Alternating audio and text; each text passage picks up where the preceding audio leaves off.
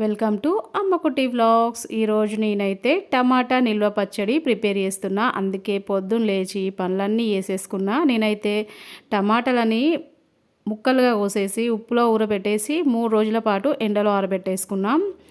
నాకు ఒకటైతే బాగా అర్థమైందండి. ఏంటిదంటే నేను లాస్ట్ ఇయర్ అనుకుంటా ఇంట్లో జారి పడితే కాలుకి దెబ్బ తగిలి ఇంకా పచ్చళ్ళు ఏం పెట్టలేదు, వడియాలు చేయలేదు. అట్లా చేయకపోవడమేమో కానీ వర్షాలు స్టార్ట్ అయిన తర్వాత పిల్లలకి ఎప్పుడైనా టైం లేనప్పుడు నాకు జ్వరం వచ్చినప్పుడు బాక్స్ పెట్టాలంటే చాలా ఇబ్బంది అయింది. ప్రతిసారి మా మమ్మీ పచ్చడి పెడితే తెచ్చుకునేదాన్ని, కానీ ఈసారి మమ్మీ కూడా పచ్చళ్ళు ఏం పెట్టలేదు. పెట్టకపోయేసరికి నాకైతే చాలా ఇబ్బంది అయింది. అప్పుడు అర్థమైందనమాట, ఎంత ఇబ్బంది ఉన్నా సరే మనము ఎండాకాలం వచ్చిందంటే పచ్చళ్ళు పెట్టుకోవాలి. అందుకనే నేను ముందుగానే పచ్చళ్ళు పెట్టుకుందామని డిసైడ్ అయిపోయి 3 కేజీల టమాటాలని ఇట్లా ముక్కలా కట్ చేసి ఎండలో ఆరబెట్టేసుకున్న. ముక్కలు ఎండిపోయిన తర్వాత ఇంకా పులుసులో చింతపండు నానబెట్టేసుకొని ఇప్పుడు ఎండిపోయిన టమాటా ముక్కల్ని మనము మిక్సీ జార్లోకి వేసేసుకొని పొడిలా చేసుకోవాలి. మనం డైరెక్ట్గా ముక్కల కింద కూడా పచ్చడి చేసుకోవచ్చు, కానీ పిల్లలు అలా చేస్తే తినరని చెప్పేసి నేను ఇట్లా మిక్సీలో వేసి పొడిలా వేసుకున్నా. ఇట్లాగా అన్నీ వేసుకున్న తర్వాత ఇప్పుడు మళ్ళీ ఇందులోకి చింతపండును కూడా పేస్ట్లా వేసేసుకొని మళ్ళీ ఇందులోకి ఫ్రెష్గా ఎల్లుల్లిపాయ పేస్ట్ వేసేసుకోవాలి.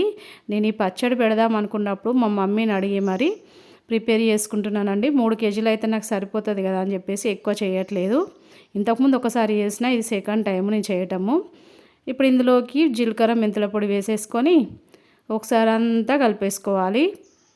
మనకి ఇంట్లో పనులతో పాటు పచ్చడి ప్రిపేర్ చేసుకుంటే ఆ రోజు పని అయితే అస్సలు అయిపోదండి. ఫుల్ టైం పట్టిద్ది. నేను పచ్చడి చేస్తూనే ఉండేసరికి ఆల్రెడీ సాయంత్రం అయిపోయింది. పిల్లలు కూడా వచ్చేసారండి, ఎందుకంటే మిగతా పనులన్నీ చేసేసుకోవాలి కదా. అంటే వెల్లుల్లిపాయలు పొట్టు తీసుకోవటము, జీలకర్ర మెంతులు వేయించుకోవటం, అవన్నీ వేసుకునేసరికి ఇంత లేట్ అయిపోయింది. ఇప్పుడు చూడండి, ఇదంతా కలుపుకున్న తర్వాత ఇందులోకి సరిపడినంత కారం వేసేసుకొని మొత్తం అంతా కలుపుకోవాలి. ఇక్కడ నేను కలిపిన తర్వాత మా పిల్లలు వచ్చారు కదా, వీళ్ళైతే ఉన్నారండి ఇంట్లో. నేను ఏ పచ్చడి చేసినా, ఏ వంట చేసినా సరే నేను కలుపుతా అని చెప్పేసి కొట్టుకుంటూనే ఉంటారు. సర్లేండి కలపని చెప్పేసి వాళ్ళకైతే ఇచ్చేసిన, కానీ వాళ్ళకి అసలు కలపడానికి వీలు కావట్లేదు. చూడండి మా స్మైలమ్మ ఎంత ఇబ్బంది పడుతుందో పచ్చడి కలపడానికి. ఇంకా మా మిల్కమ్మ అంటుంది, నా కళ్ళలో వరేస్తావా ఏందని చెప్పేసి. అసలు పచ్చడి కలపడం అంటారా అండి, దాన్ని పచ్చడితో కలిసి ఆడుకుంటారు ఇద్దరు.